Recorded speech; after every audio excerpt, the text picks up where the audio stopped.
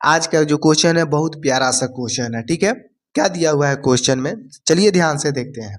ठीक है, एक वस्तु का क्रय मूल्य, क्रय मूल्य मतलब क्या होता है, कोई वस्तु जिसको हम खरीदते हैं उसको हम क्या कहते हैं, क्रय मूल्य कहते हैं। ठीक है, उसके बाद है अंकित मूल्य के, अंकित मूल्य, अंकित मूल्य किसे कहते हैं, यानी किसी भी वस्तु पर जो छापा रहता है, मूल्य जो छापा रहता है उसी को हम क्या कहते हैं, अंकित मूल्य कहते हैं।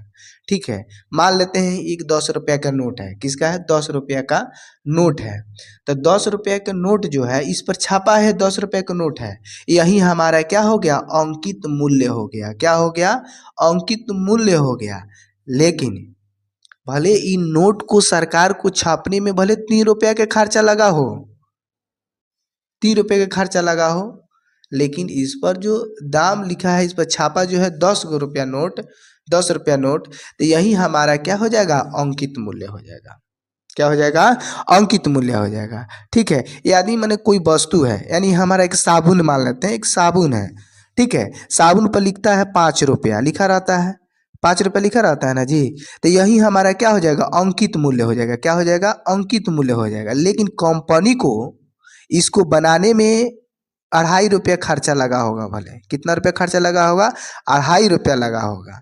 ठीक है, लेकिन इस पर जो छापा रहता है, लिखा रहता है वस्तु पर, वही हमारा क्या होता है, अंकित मूल्य होता है। ठीक है, अब समझ में आ गया कि अंकित मूल्य किसे कहते हैं। ठीक है, तो ये अंकित मूल्य उसे कहते हैं कि कोई भी वस्तु हो उस पर लिखा रहे या छापा हुआ रहे, वही हमारा अंकित मूल्य होता है। माने अंकित वस्तु हो और उस पर दाम लिखा रहे कि इतना का दाम है, वही हमारा क्या होता है, अंकित मूल्य होता है। हम साबुन भी लेते हैं तब 5 रुपये लिखा रहता है, 10 रुपये के नोट पर देते हैं तो 10 रुपया नोट लिखा रहता है। ठीक है, लेकिन भले वो कंपनी को जितना खर्चा लगा हो उस नोट को बनाने में, ठीक है, 3 रुपया लगा हो या 2 रुपया लगा हो, लेकिन जो इस पर नोट पर छापा रहता है वही हमारा क्या होता है, अंकित मूल्य होता है। ठीक है, तो यही दिया हुआ है, अंकित मूल्य के 64% के बराबर है कौन, क्रय मूल्य, जो खरीद रहे हैं वही अंकित मूल्य के बराबर है। कितना परसेंट के, 64% के बराबर है। तो 4% छूट दे रहे हैं, तो उसका लाभ प्रतिशत ज्ञात करें। बहुत प्यारा क्वेश्चन है, कोई इसमें दिक्कत नहीं है।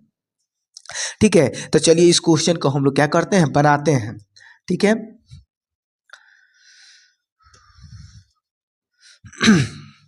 यानी यहाँ क्वेश्चन के ध्यान देंगे, क्रय मूल्य, यहाँ सीपी दिया हुआ है, सीपी दिया हुआ है, सीपी अंकित मूल्य के, ठीक है, अंकित मूल्य के कितना है, अंकित मूल्य के 64% के बराबर है। ठीक है, कितना परसेंट के बराबर है, 64% के बराबर। तो ये अंकित मूल्य है, जब इधर बराबर के लेफ्ट साइड ले जाएंगे तो क्या हो जाएगा, बाटा हो जाएगा कि नहीं हो जाएगा, सीपी बाटा, ठीक है, अंकित मूल्य यानी एमपी, अंकित मूल्य लिख देते हैं। ठीक है, अंकित मूल्य हो जाएगा।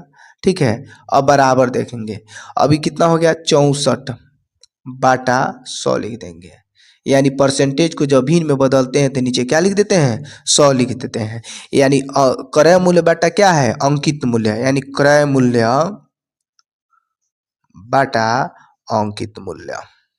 ठीक है, अब देखिए यहाँ पर ध्यान देंगे, 64 हो गया तो 64 बाटा 100 हो गया, तो 16 चौका 64।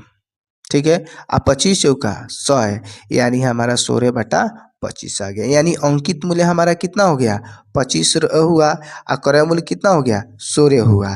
ठीक है, तो इसका एक मेथड होता है एमपी, यहाँ देखेंगे सीपी बाटा एमपी, क्या होता है, सीपी बटा एमपी बराबर 100 माइनस डी, डी मतलब डिस्काउंट छूट, बाटा 100 प्लस प्रॉफिट, यानी लाभ हो रहा है। ठीक है, प्रतिशत लाभ करा निकालने के लिए, तो यह क्या होगा, 100 प्लस, अब सी बटा सी यानी क्रय मूल्य बटा अंकित मूल्य। ठीक है, तो क्रय मूल्य बटा अंकित मूल्य का वैल्यू कितना दिया है, 16 बटा 25 दिया है।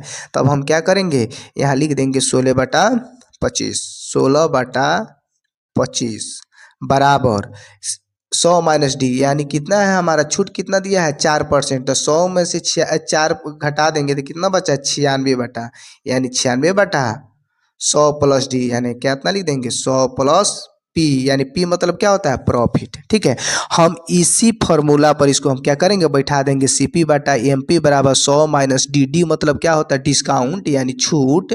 छूट हमारा कितना दे रहा है 4% का छूट दिया है, तो 100 में से 4 घटाएंगे तो हमारा 96 हो जाएगा।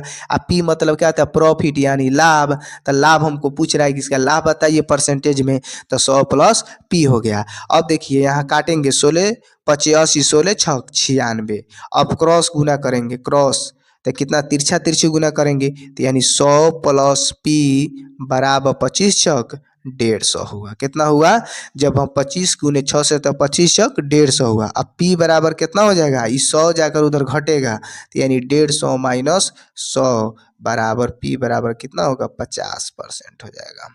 इसका आंसर कितना आएगा 50 आएगा। 150 में से 100 गया तो कितना आया 50 आया। यानी हमारा क्वेश्चन कितना पता है प्रतिशत लाभ कितना होगा, यानी 50% का लाभ होगा। ठीक है, यानी जब भी हमको इस टाइप का क्वेश्चन मिलेगा तो हम इसी मेथड पर बनाएंगे, सी पी बटा एम पी बराबर 100 माइनस डी बटा 100 प्लस पी पर बनाएंगे, आसानी से मैथ हमारा क्या हो जाएगा सॉल्व हो जाएगा। ठीक है, तो आई होप मैं आशा करता हूँ कि ये वीडियो आपको पसंद आया होगा। ठीक है, लेकिन यहाँ ध्यान देंगे, यहाँ हम क्रॉस गुना किए हैं, बराबर रहता है तो हम सामने सामने काट देते हैं, 16 85 या 16 छक 96, 6 से काट दिए, फिर तिरछा गुना किए हैं तो 25 छक 150, यही हमारा बराबर 150 दिए हैं। यही 100 150 में से 100 घट जाएगा तो हमारा कितना हो जाएगा 50 होगा, यही हमारे 50% का क्या हो रहा है लाभ हो रहा है। ठीक है, तो ओके, जय हिंद जय भारत।